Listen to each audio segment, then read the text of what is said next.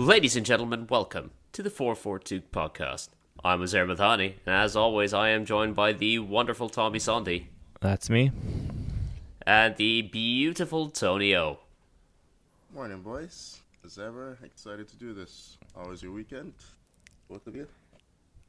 Tony, I would say it's a chill weekend for once. Yeah, I guess it was Halloween yesterday, right?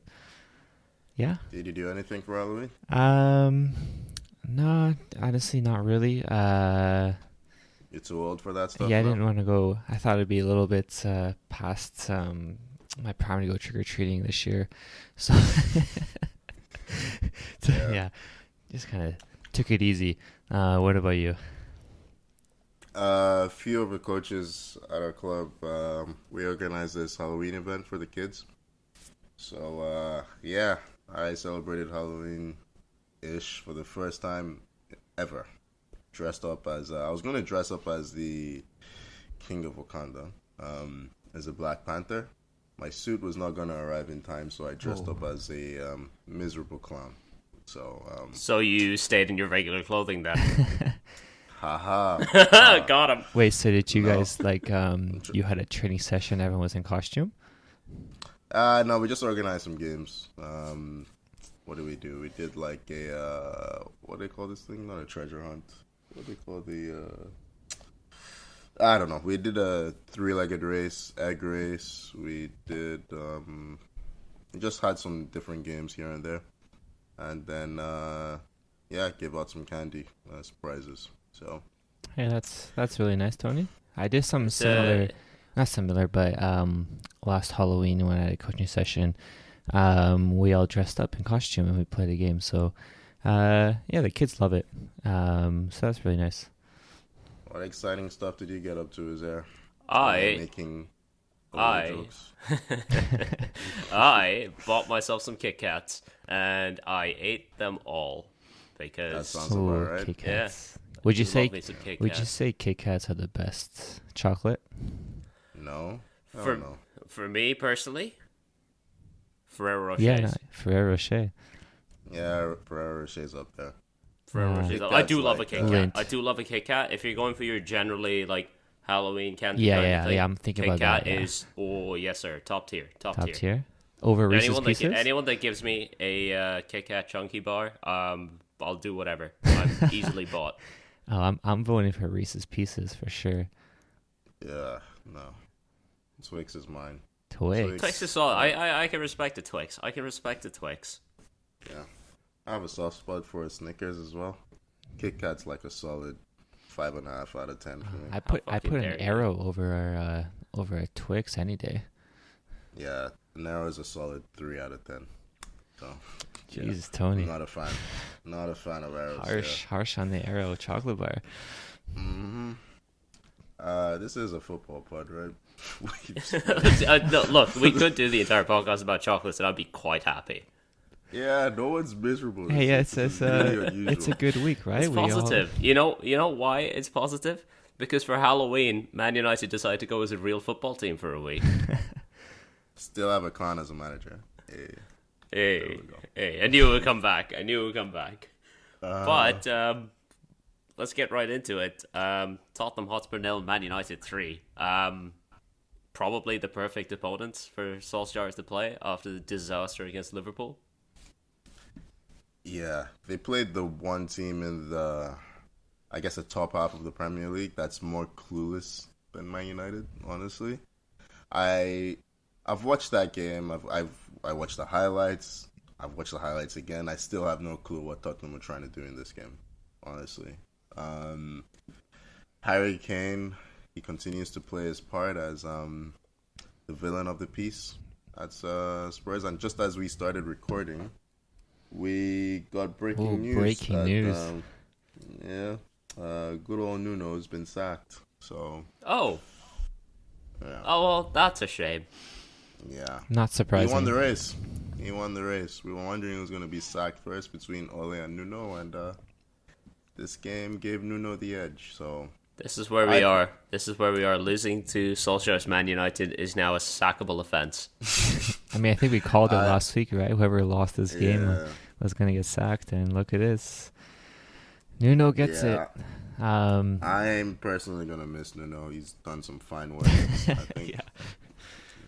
Really kept Spurs where Spurs should be, right? Yeah, I think so. But let's talk of Conte. I don't see it. But you never know. But how entertaining would it be to see Antonio Conte go into Spurs and pretty much burn the place to the ground over disagreements with Daniel Levy? Amazing. Just when he first sees the team's transfer budget and their plan is to sell Harry Kane in the January transfer window, yeah, he might self-combust just on the spot. But the football itself, Man United, they made a tactical tweak, got Ronaldo and Cavani on the pitch as we've been calling for the entire time. Well, I called for it last week. I think Uzair just wanted Ronaldo thrown in the bin. I wanted Cavani to start. That was my thing. I wanted Cavani to start. I don't like Ronaldo playing alone up top. You're exactly. I don't think it works. Ronaldo should not be playing this game. Those were your exact I don't think words. he should have. I still don't think he should have played against Liverpool. Oh my goodness. Okay. I'm sticking with that. You guys are so ungrateful, man. The guy scored over half your goals, I'm sure, or assisted anyway. But yeah, Cavani, he gave you a pillar to play off of in the attack, and Ronaldo and Bruno were allowed to float around him, and yeah, you saw how efficient it can be. I mean, his volley for that first goal was... What a perfect technique on that goal. How many players in the Premier League can score that? I bet you Cavani has a technique like that. Yeah. Maybe. Helps to have two of them playing together. Yeah. It's a really, really good goal. You know what makes that one even harder is Bruno puts that ball over the top, right? And it goes just over the defender's head. It's like if you're playing that, it's like we're probably expecting a touch, and we might adjust. You know what I mean? Ronaldo just doesn't even lose any of his stride. Oh, that's just great technique. Yeah, you almost have to gamble on the defender not making contact and just hope that you don't end up looking foolish afterwards. But yeah, great connection. I saw a player, I think might have been Jared Bowen. The exact same chance for West Ham. We'll talk about them later. He bottled it and ended up passing, as most players would. But yeah, from that angle, you can't blame the player that goes for a pass from there. Yeah, but pretty much for the rest of the game, I think Spurs were pretty toothless in attack. Spurs didn't have a single shot on target. This is against a team that has been a shit show defensively. I saw a stat that Spurs haven't had a shot on target in 3 halves of Premier League football. Jesus. Yeah. Well, we know why Nuno got sacked, that's for sure. Yeah. I mean, the second goal. It's a great play by Bruno Fernandes, winning back possession. Lovely pass by Ronaldo to Cavani. But throughout the second half, it just looked like the Spurs defenders were in the wrong place with the wrong body position as well to cut out any passes. It just looked lost. Romero looked lost. Was it Eric Dyer playing beside him in defense? Could have been. All the pylons look the same to me. And then, yeah, it got worse with Rashford. But, hey, listen. I'm glad United got this win. For obvious reasons. Yeah. Keeps Ole in. I love it. Keeps up. Yeah. We did say this would probably be the game that keeps Ole in the job. So, good for him. Well, let's see what City do to us next week. Yeah. It really helped having Varane back there as well. Oh, yeah. It's just just organizationally, he just makes such a huge difference. He covered a lot for when Spurs were able to get in whenever there was, I think there were a couple of times Maguire and Shaw got in each other's way, but yeah, Varane's solid. But let's see if this is a permanent solution. I doubt it. It doesn't feel like it is. That's something that I've actually noticed a bit is Maguire and Shaw. They've been kind of getting each other's way. Don't know what's happening with those two. You games. played together for 2 seasons now. What are you doing, boys? Played together Okay. for the national No, team no. as well. I'm happy this week. I'm happy this week. I'm not going down this route. I'm gonna Yeah, stay happy. we should keep. I'm gonna stay our happy goal is to because keep I'm moving Uzair. on. Is there happy? Moving on. Happy this week. Yeah. So, yeah. Do you want me to sing again? No. Yes! What's the next game? That was the highlight of my week. You must have had. So in a week where United got beat 5-0, and I think Spurs probably also lost, your highlight was me singing. It's all symptoms of the same thing. Don't worry. Yeah. Anyway. Man City 0. Man City 0. Crystal Palace 2. Yeah. I don't know what Laporte just he broke down in this game. Like the first goal, I don't know what he's trying to do. I mean, typically when you're in that situation, they've closed off all the angles. You reset the play, go back to Ederson. He tries to force it, and gives the ball away to Zaha. Zaha plays a really good 1-2 with Gallagher, I think.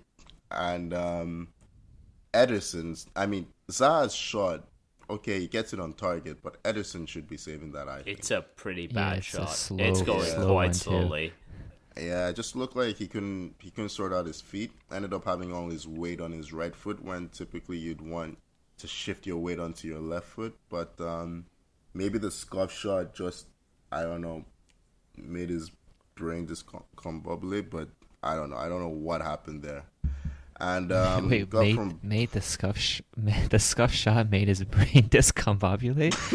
Yeah, listen, I'm trying to understand what Ederson was doing. Okay, Pep programs his players very to a point, to a T. You can't have any weird shots like this go at them. They don't know what to do. Then, eh? You just just scuff all your shots. Scuff all your shots. Yeah. Well, take note, United. Yeah, was it Zaha that was through when Laporte rugby yeah, it was Zaha, I think. Playing Zaha up front, that was they've been missing him for a few weeks, but just really good strategy from Vieira just to contain and counter. Zaha caused them all sorts of problems. He had a really good game, one of his better games that I've seen, and Laporte he didn't look well. He didn't look equipped to deal with the threat. City didn't cope too well with the red card, but I think they did get the ball in the net through Jesus, but then VAR that's right, marked it off for offside. Yeah, Phil Foden marginally offside. I think that kind of killed any momentum they had, actually. I don't think they had any major chances after that. It seemed to be really disappointed. It was really marginal, but after that, Vieira made some changes, and Conor Gallagher sealing the game. Conor Gallagher, boys, what a play! Great finish. Another one from Chelsea's loan factory. We had the best academy in Premier League. You'd think so. They make the most profit from it, for sure. And we will continue to make the most profit after seeing... Like I said, it's a loan factory. Just loan players all over the place, and whoever sticks gets sold for a major profit. But, I can see Gallagher getting a 40 million move in the summer. Maybe to Man United.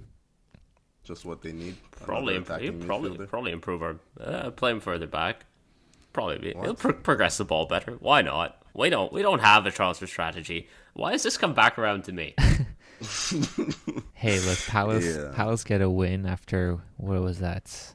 6 draws on the season. So good for them to get the win. It's against City. I don't think any of us expected that. No. Always tough. There was the one team that I kind of bet to play with a man down. It would be Pep City, just because I still feel like they would dominate the game, but it didn't happen this time. Conor Gallagher, I would say, probably one of the players of the season so far in the Premier League. Yeah, I'd agree with that. Hard to argue. Yeah. City dropping valuable and points. City dropping points. That's something that I like to see. Yeah, they're now a solid 5 points behind Chelsea. Not insurmountable, but they can't afford a lot of slip-ups they want to get back to winning ways next week against. Oh yeah. United. Oh, United have to face the City team that just lost. Ooh. It'll be fine. Do I sound convinced? Yeah, as convinced as you did last week. Well, hey, convinced about something. We'll move on to another team that dropped points in the title race. Liverpool 2, Brighton 2. Oh, you love to see it. Yeah, I felt we disagreed a bit on this when we were speaking about it earlier. Uzair, you felt Brighton were a bit lucky in this game. So I felt I'd like to point out, I felt they were lucky because when they were 2-0 down, they should have conceded a third, but got bailed out by an unfortunate handball on Mane's part that he knew nothing about. And then they had the Salah goal that was ruled out for offside as well. They were on the ropes for a while in this one. Where are we on that handball call, by the way? Do we think that's handball? Yeah. By the rule that's in, it was handball. You can see it on Mane's face as well, where he's like, yeah, handball kind of thing. I'm sorry, there's a rule? What's the rule? If it hits the hand and goes in the goal, it's handball. Oh, that's an official rule? Okay. Yeah. Because I thought if it hits your body before hitting your hand, it's no, any handball that goes directly into the goal is handball. Okay. That explains why Mane was so sheepish after. Yeah. Okay. Yeah, I mean, in general, I thought Brighton were good from start to finish. Defensively, Liverpool are going to cause you problems. Henderson's goal, I mean, it's just a brilliant strike, really, from a player who doesn't score very often, but plays really well for Liverpool. But Brighton, they never changed their strategy and just kept going at Liverpool. I mean, they could have taken the lead early on in this game. Solly March, I think he should be doing better on that first chance. Took way too long to shoot. Yeah, and you've got to keep it low. Got to keep it low and across the keeper. He kind of hit it at a good height for Alisson. And Trossard played really well as a false nine. Really did a good job of either dragging the centre backs out of position or making himself available in that little pocket of space in front of them. Why do we call Trossard a false nine? Isn't he a striker these days? Or no, they usually play Mope as their guy up top. Okay. Yeah. Anyway. Yeah, they caused Liverpool all sorts of problems, and I think they were pretty unlucky, to be honest, not to have scored earlier. Alisson was in really good form. I think, who was it? It was Bissouma who had a miss off the post. Bissouma.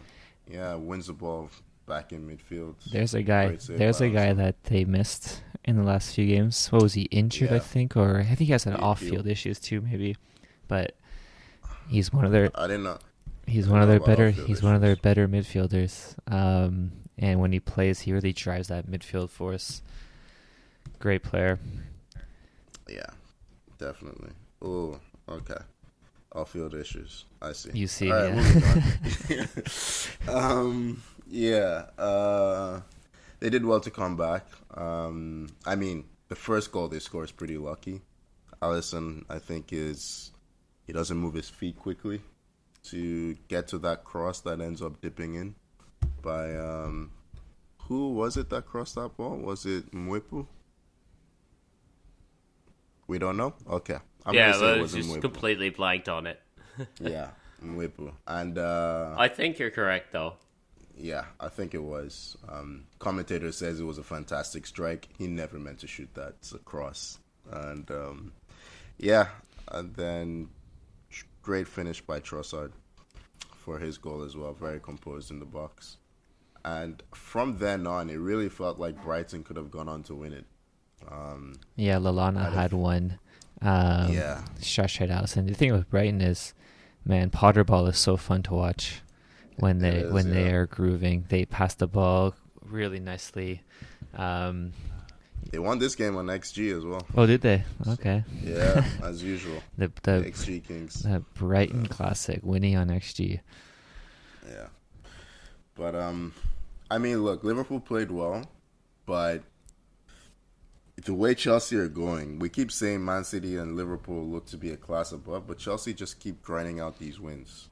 And hey, listen, wait, hold. No. No. I'm not gonna have you come out here and start trying to do the. It's 3 anti-jinx, points. Okay, It's 3 points.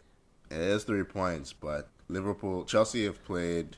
Tommy, in our little 442 WhatsApp chat, did you or did you not the other day send a message that Liverpool and Man City were, and I quote, handing the title to Chelsea? You did. Did I say that? Did you or did you not say this, Tommy? Please. We have receipts. Do you want us to post these receipts? I will post it onto Twitter. I'll do it. Maybe I was trying to jinx something. No, I can't. That can't be it. No. How does that work? I don't know how that works. Either way, they're still undefeated. Yeah, they didn't get the win here, but I mean, Brighton's a good team.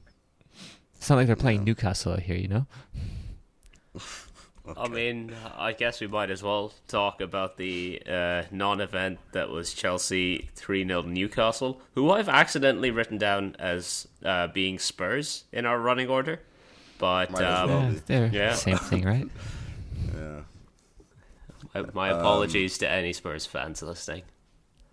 Apologies to Newcastle fans listening. Yeah, if anything, yeah. I don't speak any Arabic, so Dude, you can just rename Chelsea FC to Fullback FC because it's just Reece James' show now. Our top goal scorer. He had a lovely finish for his first goal. He's got you know what, like we talked about with Ronaldo with his volley technique. Boy, Reece James has some fantastic technique on his volley. And he had a second one too, which was, I would say, similar. But wait, I mean, in both cases, you cannot. What are you? Wait. How are you comparing Ronaldo's technique to Reece James? He takes a touch. And sits it nicely for himself. Ronaldo's coming over his shoulder. I'm not saying that was good. I'm just saying the technique was just as brilliant. It's just as brilliant. It's not just as Christ. Hey guys, come on. How can you be so blinkered? One's traveling 25 yards over his shoulder. The other one, the lad's taking a touch and literally set himself up for the shot. Yeah. You're so talking about just as brilliant. Ronaldo's a bit better. I agree. So it's not a bit better. It's a lot better, and it's not just as brilliant. You've confirmed that. Listen. We have no version. How have you managed to trigger Tony in a section that's not about Arsenal? That's all. How have you That's all it arrived took. at this conclusion? It's just mental. Hey, Anyway, listen. Reece James, great goals. Like, honestly, we were having a conversation earlier. I'm like, Chelsea, where are the goals gonna, like, are they gonna look a bit blunt in attack without Lukaku and Werner? I think they do, but you did point out. Yeah. You did point out that the run is so kind that you don't think it's going to make much of a difference. This is the kind of run you want to be on when you're without your star very player. fortunate that when Lukaku and Werner both got injured in the Champions League game that it was Norwich and then Newcastle next. And I think it's Burnley that we play next. Okay. So it's a good run. I mean, we struggle to put any shots on target and any of our possession away in the first half. Like we didn't score to the 65th minute, I believe. So it was complete domination. Newcastle really didn't offer anything as expected. It was just a matter of Tommy, you don't need your strikers. You have Cristiano Ronaldo. You're fine. Cristiano Ronaldo. I like that one. Thank you. Yeah, I mean, it's a win that we had to get top of the table now, 25 points. Reece James, top goal scorer. Nice to see Ziyech back from injury playing. Nice to see Ziyech doing his best Werner impression at all. He had a pretty shocking miss there in the first half, but he was involved. He was on the play. He had some nice set pieces. No, Tommy. You can't tell me Werner is injured when Ziyech is pulling this shit. That is just Timo Werner in a Hakim Ziyech suit. Yeah, he has Scooby-Dooed this. He is just a Scooby-Doo villain version of Timo Werner at this point. Hey, it was Halloween weekend, so it wouldn't be a surprise. Ladies and gentlemen, this is the top class analysis that you tune in. Yeah. Timo Werner in a Scooby-Doo costume. Okay. Yeah, it'd be nice. It's gonna be nice when this team. Stranger things have happened, Tony. When this team gets the likes of Werner, Pulisic, and Lukaku back, and we're still getting the points now, it's looking good. I mean, I'm happy. And what was it Tuchel said? He might have to put Lukaku and Werner at fullback to get him to score, right? Yeah. Hey, maybe it'll work for Werner. Okay. All right. Shall we move on? I'm kind of. I've had enough. Should we go to Happy Tony then? Arsenal over Leicester. Yeah, I mean, has Uzair just falling asleep? No, I was giving you your space. I was giving you your time. You're the one who calls the scores, aren't you? Tommy decided to go ahead without me, so my role is Arsenal. Quote, it was a unquote, Friday. host I wasn't sure if we all just forgot about this game because it wasn't a Friday. So it wasn't. No, on a Friday. It wasn't. What are you talking about? It was Saturday morning. Was it Saturday morning? I woke up on Saturday morning to watch this. Christ! What was I doing then? You were messaging us during this game. Yeah. Oh wow! Why would I get up at 7:30 in the morning to watch Arsenal? There's something. I kid you not, there's ladies and something gentlemen. Wrong, This is how our group chat goes. Jesus Christ! Oh right. Classics. Arsenal played.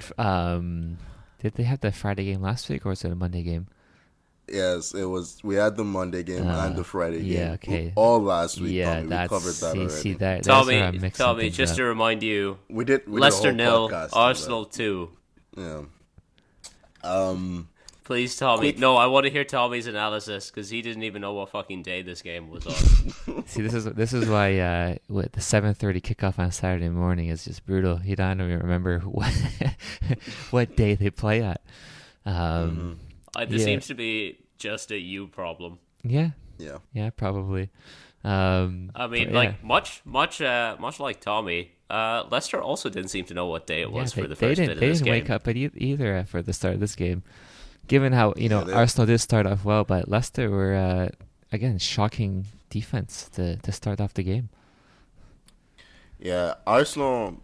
Thomas Tuchel, he actually pointed this out before they played us earlier in the season.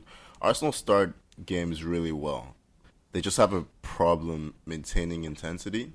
Now, since Lacazette's come into the team, they've done a better job of maintaining a threat after their early start, but it's very important that they take their chances early on, and they did that really well. Gabriel's header for the first goal was brilliant. We've added set piece threat lately. Emile Smith-Rowe and Bukayo Saka have been putting some really, really good balls. And as we said, Leicester just looked asleep. We could have scored more goals in that time. I don't know what was going on. They were losing the ball a lot in midfield. Yuri Tillemans was, and was it Ndidi? They just kept losing possession. Look, if Leicester don't want those two anymore, United will take them, please.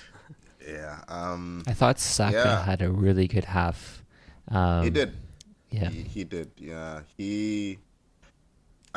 Smith Rowe had one of his quieter games, but it's a very Robert Pires-esque finish for that second goal. He's been scoring lately, which is great to see. Saka had the beating of Luke Thomas, who, I don't know, he's getting a lot of playing time. He's a young fullback, but every time we've played him, he looks like a deer on ice, Luke Thomas, defensively. Saka had the beating of him every time. And, it's a good performance. Arsenal are on quite the run. This is probably the first good team we've played in this run, I think. This was supposed to be a big test. Felt like it. Leicester did come back. Yeah, when Leicester did finally wake up and start coming back into the game, Aaron Ramsdale had his best game for the club. Some of the saves. Holy shit. I was talking about poor footwork from goalkeepers earlier. One thing I've noticed with Ramsdale, he has really, really good footwork. The way he shifts his feet, he moves across to make that save, tips it onto the post, always makes the save better, and gets a touch on the rebound as well after it hits the post. Oh yeah, that's right. Yeah, they cleared off the line after. Yeah, Thomas Partey clears it off. He had another great one when Barnes was through on goal, and he just comes out so quick and just takes the chance away. Yeah, we were talking about Peter Schmeichel last week, the kind of like the star spider-esque save. It's just like, where do you put the ball? And it's almost like if you score, you might get smashed in the process, so you just let the keeper save it. But, yeah, he's been really good. His distribution was, he had some Ederson-esque passes in this game as well, like pinging the ball straight down the middle to Lacazette and Aubameyang. Yeah, Arsenal again finished this game with all of their summer signings on the pitch, and you know, they spent a lot of money in the summer, and there were some questions asked about whether some of the signings were reasonable, but to be honest, I can't complain with any of them. Nuno Tavares played again, and he's looking like Tierney's going to have to do some work to get back into the team. Well, what about Martin Odegaard? Yeah, he's lost his place to Lacazette, rightly so. I think he was an important player to bring on in the second half because he gave us control back. After Leicester had pushed on, we ended up playing, we went from 4-4-2 back to a typical 4-2-3-1 with Odegaard giving us kind of like a release valve in midfield, picking out the right passes, controlling the tempo of the game. But he needs to step up. I love the player, but his form has been off lately. And look, he may not be at Real Madrid anymore, but he still has to maintain high standards if he wants to play. The Premier League's very unforgiving, as one Jordan Sancho can attest. So, we're sticking to calling him Jordan now. Is that what absolutely. we're doing? I mean, we might as well. Show the kid a little bit of respect, please. Arsenal, 17 points, sitting 6th place in the league after their... You know what? They had a tough start, but they also played some pretty good teams to start the season. And now they're on a nice unbeaten run. Arteta is doing a good job. And Arsenal, hopefully that stops soon so we can have more content out of it. Yeah, I'm feeling positive. The team's playing well. And I do think Man United will get that 4th spot just based on talent more than anything. But whoa! It is there to fight are you just forgetting about West Ham? West Ham, who just won 4-1 over Aston Villa. See, this is why I don't do the transitions anymore. Tommy just doesn't let me. Yeah, I mean, West Ham in this game, it's funny because I felt like Villa were... First of all, talking about the red card before we do anything, I felt the red card that was given was a bit harsh. And then the challenge earlier, I think it was is it Courtney House or what's his name? I felt that was a red card. I agree with you 100% with that one, yeah. For the elbow. That was a dangerous challenge. I don't even think he gets booked for it. There were a few challenges I didn't mention in that Arsenal game. I don't know how Johnny Evans doesn't get sent off for a rugby tackle on Aubameyang. Last man on the halfway line. I love Tinfoil Tony. I love it when Tinfoil Tony's back. You can call me conspiracy theory Tony all you like, but Laporte gets sent off for that challenge. Konza gets sent off for that challenge. Somehow, Johnny Evans escapes with the yellow. I tell you, boys, Arsenal are ref differently. You call me tinfoil hat, Tony. It's all good. I am keeping all these receipts. But moving back to Aston Villa, they actually seem to play better with 10 men after Konza gets sent off. They came back into the game and started playing with more intensity. They started pressing, which was really strange. And then there's a collision. I can't remember who with, but it might have been Tyrone Mings. And they're looking to get a player sent off. It doesn't happen, and they just lose their heads, and then West Ham go on to score, I can't remember, 3 goals afterwards? It's a shame. But West Ham are looking good. They're looking really good. Declan Rice, what a player. What a player from midfield.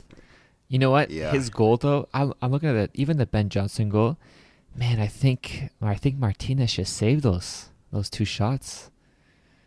I don't know if, I can't remember Ben Johnson's it just, you know goal, what? actually. I think it's another one. Like Johnson's goal was hit quite well. I mean, I'm not saying Rice's, they were I good think hits. he might be able to do better. They were on. good hits, but for me, you were talking about Ramsdale and his footwork. I'm questioning Martinez's footwork on these because I would think he could save those. Either way, they're great hits. Declan Rice is a midfield powerhouse. I think we were linked with him when we had Lampard. I think Lampard really wanted just Rice. have Mason Mount chat him up.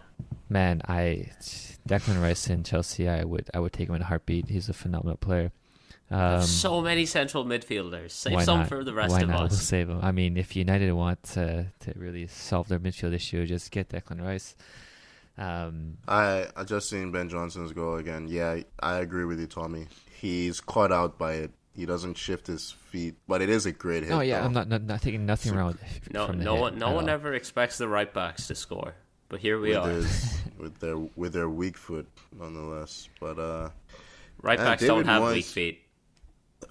Okay, it's coming from a right back. You've seen me shoot with my left. Yeah, Glorious. absolutely. Glorious. So two-footed. But guys, West Ham, they're sitting Yeah, fourth place right now. David Moyes is doing a heck of a job. He is. It's been quite the renaissance after his Man United and Sociedad fiascos. But Yeah. playing- No, he also had a West Ham fiasco after that and a Sunderland fiasco, and then got back to West Ham, and the first season was still a fiasco. So he's overcome a lot. I'm genuinely, it's impressive. He wants to make us know that yes, it's not all been nice for him. they look just like his Everton teams, actually, from before when they had Steven Pienaar, Tim Cahill, Mikel Arteta back in the day. With a sprinkle of forgetting Marwan Fellaini in there. Fellaini. There you go. Hey, there's some Yeah. Premier He League. was There's some coming. Premier League legends you just spewed out there, Tony. Steven Pienaar. What? Bring back Leon Osman. Give me Yeah. Tim Cahill. Yeah, of Cresswell doing a good impression of the Leighton Baines, but yeah. Anyway, I'm hoping West Ham's European involvement see them fall away towards the latter end of the season, but so far they've been They've been had a great balancing it start. quite well. Yeah, they have. As long as they can avoid injuries to key players, I think they'll do quite well. Yeah. What about Aston Villa, guys? Another tough loss. Defensively, they look shocking. They don't press when they're on defense. They just sit. They give so much Yeah. space to players. Like you saw those long shots, right? They don't step up to block anything. That's what I was saying. They didn't press until they went down to 10 men, which is crazy. And they looked so much better when they did. I don't know. They look lost without Grealish. Buendia I don't know. He's a passenger right now. He's not getting on the ball enough. He's not creating anything. In fairness, he Yeah. did get the assist for the goal for Watkins. I don't know. But overall, though, yeah, he's just not he gets- getting on it enough. Yeah, it gets taken off it. For me, though, Yeah, I it's don't know. the worrying part with Villa is still defensively. Yeah, Mings was dropped for this game. Yeah. He was dropped for this game because he's been in poor form, but the other center backs were not really any better.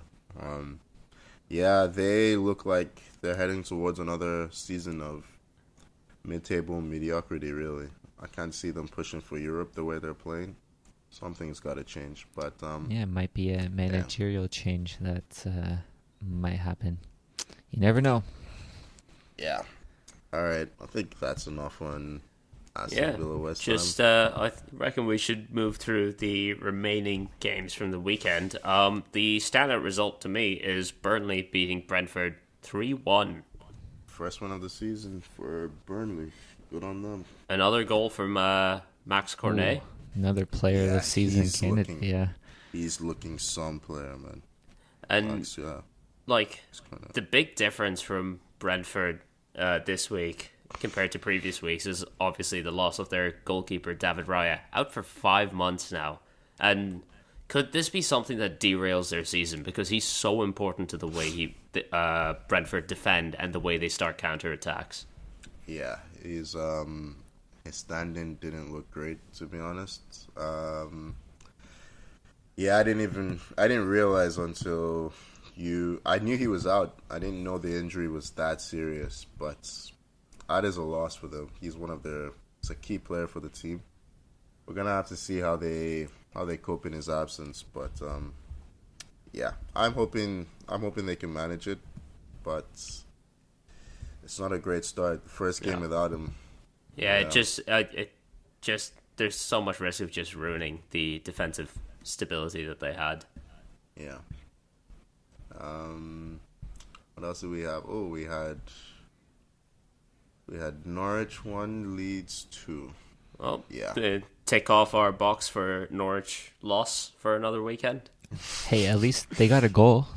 They did something. get a goal this time. Yeah, the third goal of the season. We're 10 games in. Unbelievable. Yeah. But as Uzair pointed out, that should be enough for them to get a win. They just concede 25 goals in all their other games. Yeah, right, just score 3. Look, no, you're misrepresenting my logic. Okay, I'm sorry. You just need to score all 3 of your goals in one game. Then just don't score for the other 9. You know, the other 9 won't go well. But you win, maybe. Oh, well, it's Norwich, so maybe not. But you might win that one game. Look, they conceded 7 last weekend. I'm telling you, if Norwich score 3 goals in one game, they're conceding 10. They're conceded 10 in that same game. Honestly? I'd pay to watch. I'd pay to watch. I don't think any Norwich fan is paying to watch that. That's fine. They'll have a good year next year when they win the championship again. Yeah, sure. And I mean, good for Leeds. Get a win. Yeah, managed to match couple Burnley nice goals down too, there at the bottom. from Rafinha and Rodrigo had some nice finishes. And I don't think Bamford played. Bamford's not back yet; still injured, I believe, right? Yeah. But good for them to get the win while they still have. I think Phillips came back to play this game. That was much needed. And Norwich, guys, 2 points from 10 games. That's worse than Derby did in their season, where they set their record for lowest number of points. So, Tony, you called it, right? The start of the season, Norwich going to break the record? Yeah. I agree. Yeah, boy. They're just way below the standard. I don't know where they're going to get their wins from. If they're not beating Leeds. Have they played Burnley yet? They've played Burnley. They drew with Burnley. So, Newcastle, well, they haven't played Newcastle yet, I don't think. So, if they don't beat Newcastle... Newcastle are better than them, though. Like, you telling me they're going to keep out Sam Maximan and Callum Wilson? Listen, if they can't beat Newcastle, they can't beat anybody. That's all I'm saying. So, they better hope they win that game. You'll find out at the end of the month. They play at the end of the month. That is a huge unless either of them get a win before that, which I don't know if I don't know. Look, there's a chance that it's a huge game. There's a chance that it's a completely inconsequential game because they're already getting cut adrift. Yeah. Either way, I'm gonna tune in for that. Someone just cancel Billy Gilmore's loan to Norwich, please. Get him out of there. I don't want him to suffer anymore. He doesn't even play. Yeah. Well, there was one lost game over the weekend, and that was Watford losing 1-0 to Southampton. A lovely, lovely goal from Che Adams. Oh, beauty. Yeah. Nice little finish. Couldn't score from 2 yards out later on, but, And no one will remember that in a couple of weeks when the goal of the month stuff is going on. You picking that over Ronaldo? No, I say it'll get nominated. Possibly. Yeah. It was a really nice finish. Great feat. Ben Foster couldn't get over. I don't think he was expecting the shot. But I always forget Ben Foster's still playing. You know what? In the Premier League. Another shout out to Ben Foster. I think Uzair sent me to his YouTube channel a while back. It is fantastic. You don't need to shout him out. He's much bigger than us. He should be shouting us out. But no, give us some cross promotion, Ben. His YouTube channel is it's awesome. He's a great personality and gives you a nice little behind the scenes into his daily life as being a footballer. Really? Yeah, it's honestly really fun to watch. The cycling goalkeeper. Yeah, Ben cycling Foster. goalkeeper. Yeah, and he loves to cycle too, which is pretty cool. Funny guy. Alright. Funny guy for sure. I'm sure Ben Foster will appreciate the shout out, Tommy. Yeah. Good on him. Yeah. Hey, maybe we can go cycling. Look, maybe we can go cycling together. Look, Ben, if you ever want to get onto the podcast, you know how to reach us at 442. That would be some steal. It would be. Well, we also do have a Monday game this week. Wolves versus Everton. As is tradition, we need to go through some predictions. Prediction time. Here we go. Wait, who got it right last time? Tony got it right last time? I got it right. Uzair got it right Uzair last time? So it's your turn. So it's my turn to get it right? All right. All right, Tommy. I'll start give us away the off result here. of this game. I'll start us off. Everton lost their last game, right? They lost big. Was it to Watford? They lost 5-2 to Watford. 5-2. Yeah. I feel like they are going to get back to winning ways this week, and I'm going to call a 3-2 showing for Everton. They're going to get the win. Totally. If I want to get the result right, I should follow Tommy and say a 3-2 win, shouldn't I? But then that's Wolves scoring twice, though. That's a big ask for a team that doesn't score much. But hey, whatever. No, Hwang Hee-chan's been in good form. He's been in good form. Yeah, but, he has. He has. I'm going to go with 1-1. I'm going to go 1-1. Hwang Hee-chan to score first and Everton to somehow find an equalizer. Yeah. Who's at home for this game? I believe Wolves are. Wolves are at home? Yeah. You know what? In that case, I'll back them. 2-1 to Wolves. Okay. There we go. Raul Jimenez to get the winner. All right, well, there'll be, at least now we know there will be one winner, 2 losers. Had to hedge my bets, just in case. Yeah. Just sitting against Tottenham, once they got the first goal, it was a case of how many they were going to score. It was a perfect day for Man United. Go back to when I played, we always used to say, it's Spurs. You will beat Spurs. Fellas, if you remember, last week we started putting together our all-time Premier League 11s. We went through our defenses and goalkeepers. Do we want to do a quick rundown of who we each had, just to remind any listeners and, frankly, ourselves? Yeah, probably a good idea. All right, Tommy, since you spoke, you get to go first. Who did you have in defense and goal? We had Czech, and then we had Gary Neville, John Terry, Rio Ferdinand, and Ashley Cole. Tony. I had Peter Schmeichel, Ashley Cole at left back. I had Tony Adams, Mr. Arsenal, at center back beside Rio Ferdinand. And I had the actual best right back of all time in the Premier League, Kyle Walker. These are opinions, Tony. Yeah, I will say, I might have gone over the top on my hysteria for Gary Neville as the ultimate right back, but yeah, I still think Kyle Walker has been better. And meanwhile, I had Schmeichel, Neville, Rio, Vincent Kompany, and Ashley Cole. I mean, this week it's this is where the fun really begins. Because it's midfield and forwards. Gentlemen, what formations have you gone for? Because we can break it down that way. Okay, I guess I'm going first. I have gone for a 4-2-3-1. Tommy? Yep. I got a 4-3-3. All right, I also have a 4-2-3-1, so why don't we get started with those central midfielders? In mine and Tony's cases, it'll be the midfield 2, and in Tommy's case, the midfield 3. Tommy, let's have you go first. I had good old Roy Keane in my center mid. Jesus. You know, Kino. Tony's gonna love my picks probably.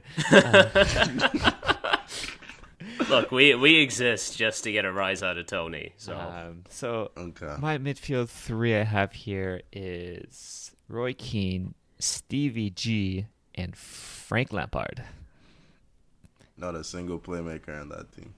Lampard Okay. and Gerrard are playmakers. Come on. I'm sorry, what? Yeah. No. Yeah. No. they oh can my make- God, it's Sven-Göran Eriksson. Yeah, there is not a single playmaker in that team. They're box-to-box midfielders, Tommy. Hey. Paul Scholes was a playmaker. That Hey, each one of our teams is going to have a different play style, right? So yeah, we know yours. You know Get mine. in the mixer. You Get it in the mixer. You know mine. Okay. Frank Lampard. I mean, there's no shock I'm choosing Frank Lampard. How did you not see that Lampard and Gerrard did not play well together? Hey, I'm the manager, so things are going to work differently. Okay, right? Okay. This isn't Sven. This isn't Sven Eriksson. We got Frank Lampard, the manager, in charge of Frank Lampard, the player. There you go. Yeah. But yeah, Lampard. Well, I think he's the fifth. Your team's just gonna be Roy Keane and Roy Keane's yelling at Steven Gerrard and Frank Lampard to get back. And won't it be fun to watch? And sit. Won't it be fun to watch though? Yeah. All right, I'll let you go, Tommy. Yeah, I mean, I just in terms of why I pick Lampard, not just because he's a Chelsea boy, but I mean he's the fifth highest goal scoring player in the Prem from midfield. Have someone like that in your team for me, it's a no-brainer to have that sort of output from midfield. And he's got over 100 assists in the league, I think, too. One of the greats of the Premier League. And Gerrard too. Gerrard didn't really win anything. Hey, he won the Champions League. Premier League wise. He came so close to that Premier League. Very close. Right. If only he hadn't slipped and let Demba buy in. If only he hadn't played. If only he hadn't played. Oh, Tony. Wow, that's just... No, he wasn't fit. That's why. Anyway, but that's a whole... Gerrard, these Frank Lampard, Steven Gerrard, these are guys that I watched growing up. And for me, when I think of Premier League, I think of these two guys. Gerrard, just a phenomenal player. His passing ability, his influence in the game, just top. Roy Keane is one that I didn't watch as much, playing football live, but just seeing him from YouTube videos or watching past games, hearing how great of a player he was during his time. The guy's a leader, and I think he's just someone who's never going to shy away from a challenge. That's for sure. Gonna need that back there with Gerrard and Lampard in the same team. The thing is, that's exactly right. I'm gonna need someone that's gonna be able to cover the ground for the two. Tony, this is why he has Gary Neville. He needs someone else to stay back. Yeah, see, there is a balance to this team, Tony. Okay? You know what? Actually, that is a duo that you don't want to separate. If you don't have Roy Keane in your team, Gary Neville's pretty lost. So good foresight from you. Yeah. Tony, go for it. I mean, listen, I'm shitting on Tommy's team. He's picked three legends of the game. Yeah, it's can't argue with any of them. Yeah, there's a lot. There's a lot to choose from. This is where the options really start to widen. So for me, look, I picked. This was really, really the midfield for me was really tough because there's a sentimental pick in my team that I'm not sure on, but I've decided last minute to include. So I'm picking Patrick Vieira. I think the best box-to-box midfielder of his type, the first and the best model since. Steven Gerrard is just a player I absolutely loved. He gave me so many moments. I mean, Liverpool were kind of like a second team growing up. They were just a really fun side to watch always, and I love the passion around the club. But my number 10 is a player I think is pretty underappreciated for how good he was. That's one Cesc Fabregas. I've put Cesc Fabregas in there. He's a player who... There's a moment... I think I showed Tommy this a while back. I can't believe you were shitting on Tommy. Well, the gall of this man. You say that. I showed Tommy, I think I showed Tommy, might have been someone else, a while ago. There was an assist he had against Tottenham Hotspur where it completely changed the way I understood football, the way I thought about football, the way I saw football. and the way I played football. It was just it was in the 5-4 win Arsenal had against Tottenham. I think it was in the 04-05 season. Pires wins possession on a counter press, gives it to Fabregas and overlaps him. And Ljungberg the entire time is offside in this phase. And then at the last second, Fabregas gives him a reverse pass. And somehow he's onside, and my brain is like, what is going on? And you need to understand, back then in the Premier League, vision was seeing the pass that was obvious and having the ability to execute. Fabregas was able to move chess pieces in a way that a play that wasn't on, he was able to manipulate the situation to create an even better situation. And I don't know. I think my team can drop into a 4-3-3 as needed. I think I saw a poll going around of who is the best Spanish player ever. Not a lot of love for Fabregas in that.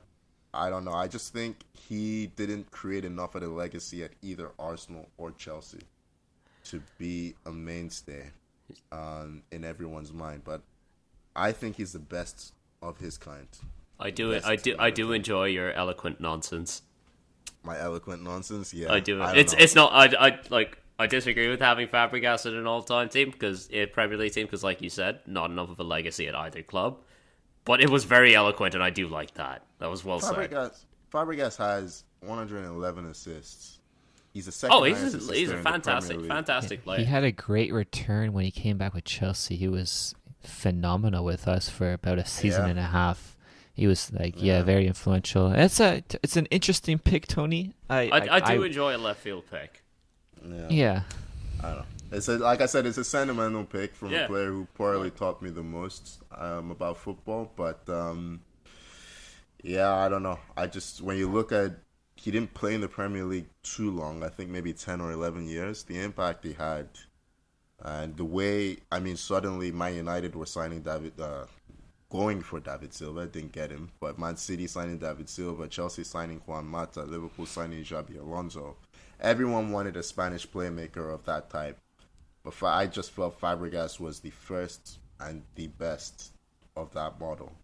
And since he's come to the league, we've seen Phil Foden, we've seen Jack Wilshere, we've seen Aaron Ramsey, we've seen a lot of British players kind of taking on that particular style of player, I should say. And I think he had a bigger impact on English football than most people realize. But anyway, sentimental pick. I've given Fabregas a lot of love, despite the fact that he stabbed us in the back. Look, you're hard pressed to find an Arsenal player from the late 2000s that didn't. So late 2000s. What's that? That's the Fabregas Van Persie team, isn't it? Late 2000s would be... Anyway, never mind. Let me not get it. I was going to say that you're talking 2080, 2090, but yeah. Anyway, let's move on to your pick, Uzair. I'm intrigued to see if the class of 99 makes an appearance. Look, my all-time favorite player is Paul Scholes. I loved watching him play.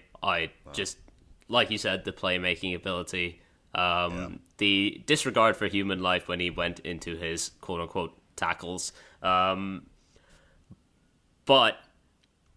you both brought up Steven Gerrard, who was...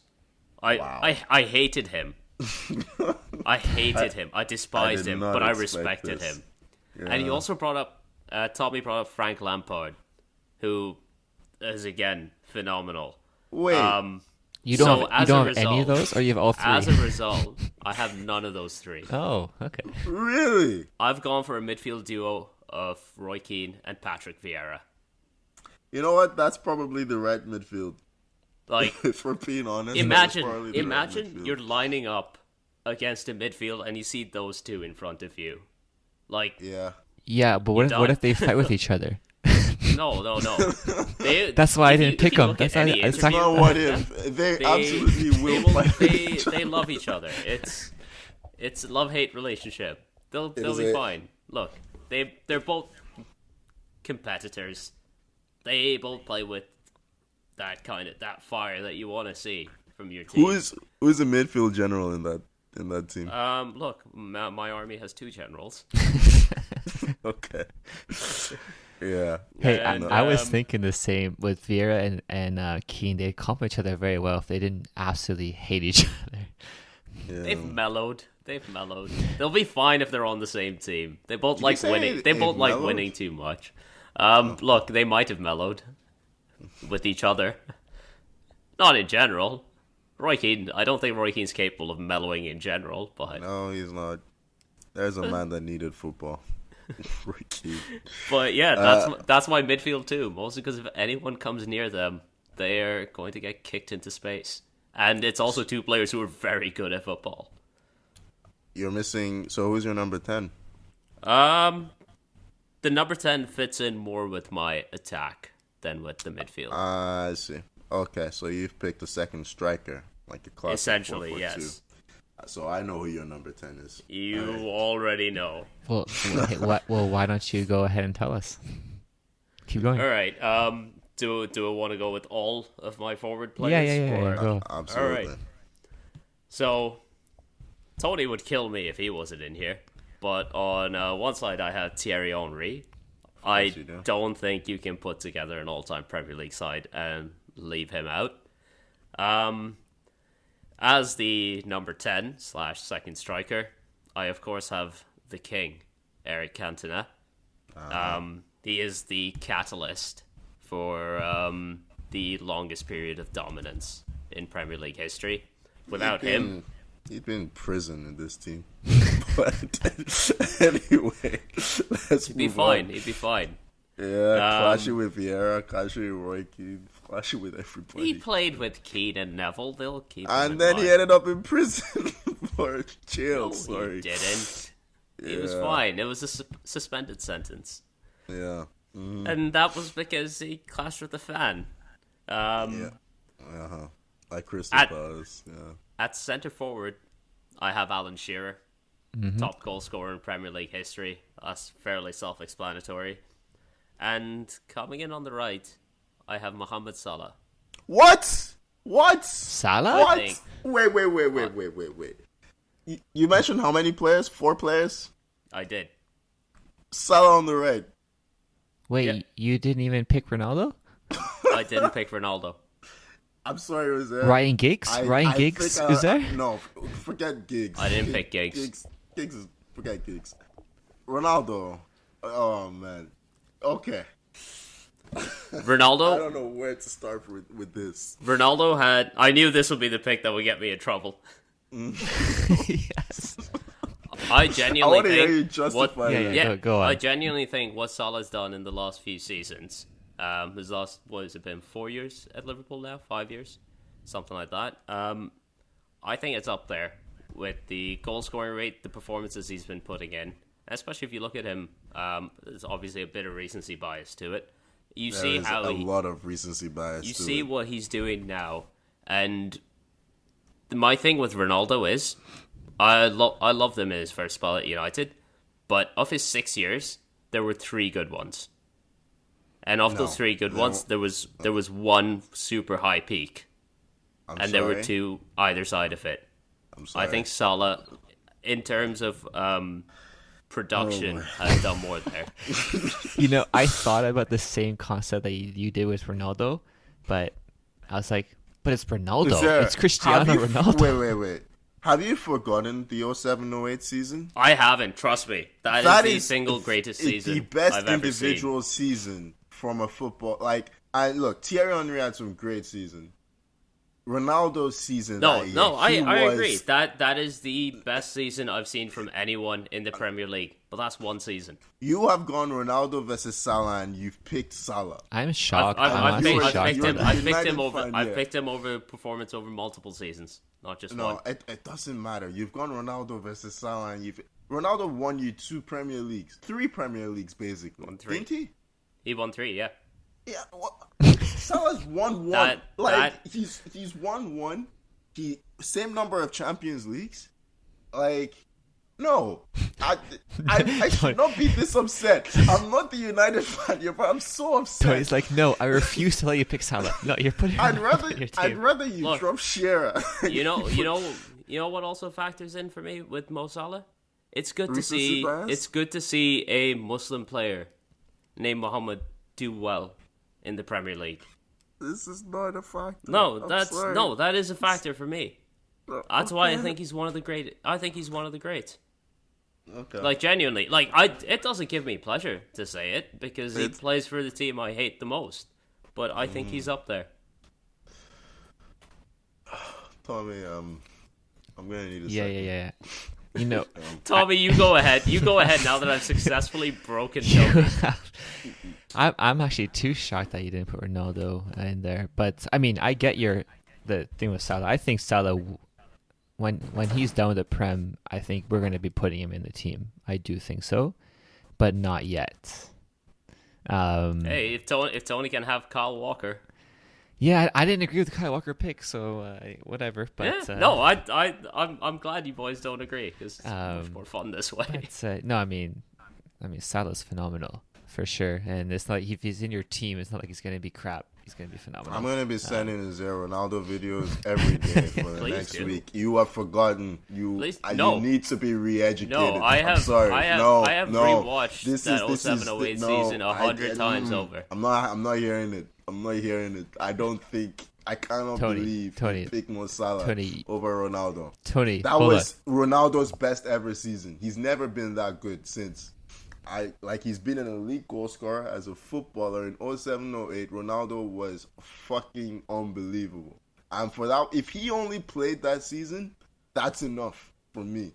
Like, yeah. That's fair. No, that's fair enough. Player. Like, I'm not going to argue with either of you when you put Ronaldo into your teams. Yeah. Well, he's a great player. Well, guess what? Ronaldo is in my team. Okay. Who have you dropped? Who have I dropped? Okay, now this is the thing that's gotten Tony the most riled up. Now I'm worried. Who did I drop? So I have look. You already know my midfield is Lampard, Gerrard, and Roy Keane. Okay. We're not talking about your midfield. So what I have here is. Oh God, it's Reece James, isn't it? Oh, jeez, I didn't even think about that. I don't know. There's no real Tommy, if you say Drogba, I swear to God, I'm gonna lose my shit. You were talking about sentimental picks, which was Fabregas. I didn't pick him. No, I didn't pick him. But if I had to pick a sentimental pick, it would have been Drogba. If I had to pick one, it would have been. But I didn't pick him. I didn't pick him because I didn't want to upset Tony even further. It is none other than the classic number 9. Alan Shearer is my number 9 up top. I don't know how. I mean, I know how you can not pick him, but he's the Premier League's all-time top goal scorer. He's like what you think of when I think of a number 9, I think of Alan Shearer. That's just like the striker through and through. He can do everything. Long range goals. Anywhere in the box. Good with headers. Link up play. This guy could pass the ball very well. It's just Shearer was phenomenal. And I mean, there were a lot of good strikers in the Premier League. So I don't think you can really go wrong with. Let's say you went with Aguero or something like that. I don't think you can really go wrong. Phenomenal player. But I have on my wings, I have Ronaldo, and then I have Thierry Henry. So that's my top 3. Tony, I can feel Tony's blood pressure coming back down. You know what? I'm sure Tony has Henry in his team, and being an Arsenal fan, he's gonna explain his love for the man, and I'll agree wholeheartedly with everything he says. This guy was magic, much like Ronaldo. Henry was the kind of player from when I watched him play. He had the presence on the pitch that other players didn't bring. Just a player like he's in you play against, you like, damn, we're already down a goal. That's how good he was. But I'm sure Tony's going to tell us a lot more about how amazing Henry was in his prime. So Tony, go ahead.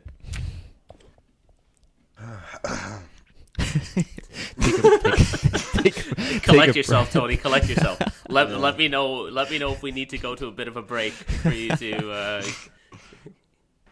Thank you, Tommy, for bringing us back to to I don't know, the land of where things make sense. Tony, we'll just combine our teams. We'll have Kyle Walker and Mo Salah play together. So I do have Thierry Henry in my team, playing on the left wing, left wing forward. Look, Thierry Henry, for me, he was that guy, like Vavavoom. He was a guy that I watched on the weekend, and I went outside, grabbed the football, and I started doing whatever. Like, I started doing different types of tricks, different types of finishes. He was a guy he was my base model for what a footballer should look like. He should win his battles. He was lightning quick. He was a great playmaker as well. He still holds the record for the most assists in a Premier League season. And when you consider we've had Ryan Giggs, Dennis Bergkamp, Fabregas, Ozil in this league, De Bruyne, Henry still holds that record. So he was a great team player as well as being an elite goal scorer. I don't know, he was just a really fun player to watch, you know. He was, I've heard so many times fans and players of other teams, they say their favorite player was Henry. Like, they just looked at him in envy, you know. He was that kind of player. And, But up front, I don't know how you can get away from the guy who has scored 260 goals, is it, in the Premier League? Yeah, something like Still that. a mile ahead of second place.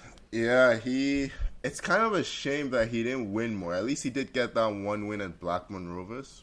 But spent a lot of his time at a Newcastle team that didn't really challenge for the Premier League all too often.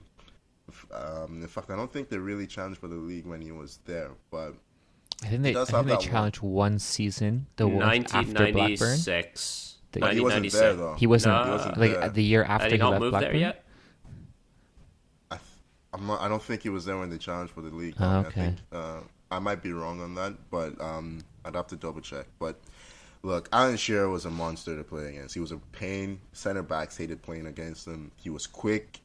He had two good feet, left foot, right foot, volleys. He could score free kicks, penalties, headers. It was a monstrous header of the ball.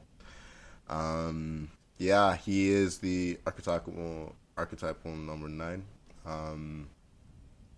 He was a great striker, and I don't know who's going to break that record. For a while, it was looking like Harry Kane. Not at this rate, but honestly, it's going to be a record that holds for a while. He did have the advantage of playing in some 42-game league seasons as well. Lest we forget, the Premier League had more games back then. But no, he's a phenomenal player, Shearer, and no surprise he's on everyone's list. But on the right wing, number 7 on his back, one Cristiano Ronaldo. I thought this was going to be the easiest. I thought Henry and Ronaldo was going to be a shoo-in for everybody. I thought if anyone could miss out, it would be Shearer. Ronaldo is the first and only player that I've ever envied Man United having, honestly. This is a player that had no weakness. He could see a pass. He's still seeing passes and making great passes at 36 years of age. For a while it seemed like everyone was the new Ronaldo. You see, Nani was the new Ronaldo. You see, Charisma. Everyone started with this robotic style of play. He produced so many types of play. Like, I was talking about how for a while people were producing new Fabregases, like of that model. For a while, people were producing new Ronaldos. We're talking about one of the greatest players of all time. Look, anyone that would do a step over would immediately be considered the new Ronaldo. Yeah, he became a monster in the air after, I think René Mollinston convinced him that he could score 5 to 10 more goals a season if he embraced the ball. The additions of Mollinston and Carlos Queiroz to the backroom staff really unlocked him. Yeah, he came to United as a show pony, really. He always did a lot of tricks that didn't really go anywhere. But he made a giant leap forward in 06 or 07, I think. Yep. Started adding a lot of end product to his team. Became a champion with Man United. 23 goals in 06-07, went up to 42 in 07-08. I love how you're reading your stats, but it's not. Oh, I'm not. No, trust me. I'm not reading the stats. I know these off the top of my head. Oh, wow. Okay. Yeah. Don't think I didn't watch those the highlights of those seasons again and again and again. Tony, I would like to. Yeah. the thing with Ronaldo, and this is my biggest shock with what was there, left him out, is Ronaldo is one of the greatest players of all time. Not just Premier League, like all time. Yeah. And I don't know how you leave something like that out. Honestly, I mean, listen, we're all entitled to our opinions. I just ask any defender, who would you rather face, Ronaldo or Mo Salah? Like 07-08 Ronaldo or Mo Salah? It's Mo Salah, sorry. Like, Ronaldo is just, this is a guy who could do everything in attack and at elite level. Elite crosser of the ball, elite passer of the ball, elite header of the ball, elite. That goal he scored against Portsmouth, that free kick, is still one of the best free kicks I've ever seen. That goal he scored against Porto in the Champions League in the same season. Yeah, phenomenal. That was the season after. Porto was 08-09. You are right. Yeah, it was the season after. Yes, you're right. The one from like 40 yards out, right? Yeah, you're right. It was the season we met in the Champions League, and then he destroyed Almunia with a free kick from 40 yards. God. The one that went right through him. Yeah, phenomenal player. Great player, and I'm shocked. Uzair, I really am. I know. Listen, that's my team. Lots of options for Fabregas to pick in the final third. Wait, so we have all our teams. Are there any special mentions that you guys had that you want to throw out there, like sentimental picks, like all goals? For me, Dennis Bergkamp was the one that I really struggled with leaving out. He was the first superstar the Premier League imported from a foreign league. I mean, Cantona was a superstar, but he became a superstar in England. Dennis Bergkamp was a superstar at Ajax and at Inter. But, great player. He was the playmaker for a lot of great Arsenal teams. But I don't know. He would be my pick. I thought Uzair may have gone Rooney, maybe just because of United. It was Scholes is always my favorite player growing up, there, yeah. And he would if I have to make a sentimental pick, it's always going to be him. Yeah, I was also like another shout out. I was thinking Aguero. Maybe I think when these guys retire and, let someone like in, let's say, 5-10 years, I think we might see a City player here, like maybe someone like KDB in when let's say he stays in the league. Both Tony and I have City players. Oh yeah, you guys in do our a City. team. I avoided City. I think it's just mainly because the only guy I picked that was still active is Ronaldo, just because he's Ronaldo. Well, if you picked one guy that's still active, you could have picked everybody who's still active. Yeah, I know. Yeah, tell me. I broke my rule for one of the greatest of all time. That's okay. A rule you bestowed. I'm on myself, yeah. exactly. But I think I was thinking about Aguero, but I just couldn't set aside Shearer to put Aguero on the team. Aguero's a great player, but I just don't think. Yeah. I just couldn't look past Shearer scoring 260 Premier League goals. Well, exactly, yeah. Gentlemen, well, that's beyond what we had time for today. All that's left to do is to ask everyone to give us a follow on Twitter and Instagram at 442 and subscribe on Apple Podcasts, Spotify, YouTube, wherever you get your podcasts. Toss us the reviews and all that lovely stuff. Thank you for joining me, Tommy. And everyone tell Uzair how wrong he is about not having Ronaldo in his team. Please go ahead. You don't get a chance to say thank you now, Tommy. That was your chance. That Thank you for was joining me, it. Tony. No, My stop this, Tommy. my blood pressure's just getting back down. Honestly. It's a nice and early morning. Had to wake you boys up. Okay. Thank you so much for listening. We'll see you next time. Bye-bye.